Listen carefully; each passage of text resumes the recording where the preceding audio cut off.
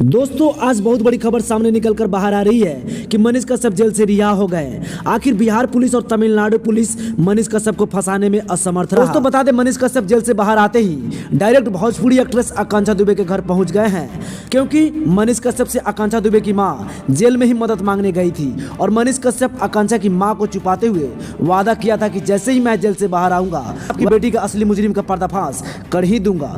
आप सभी को पता है कि सन ऑफ बिहार कहे जाने वाले पत्रकार मनीष कश्यप अपने वादे से मुकरता नहीं है। जैसे ही मनीष कश्यप आकांक्षा दुबे के घर पहुंचे तो आकांक्षा की मां फूट फूट कर रोने लगी है और मनीष कश्यप के आगे अपनी आंचल फैलाकर अपनी बेटी का इंसाफ मांग रही है। दोस्तों आप सभी को पता है कि किसी भी कोना में आकांक्षा दुबे का कातिल होगा, वह कातिल मनीष कश्यप से नहीं बच पाएगा, क्योंकि मनीष कश्यप अपनी पूरी ताकत उस कातिल को पकड़ने में लगा दिया है, क्योंकि बहुत जल्द आकांक्षा दुबे का कातिल जेल के सलाखों के पीछे होगा।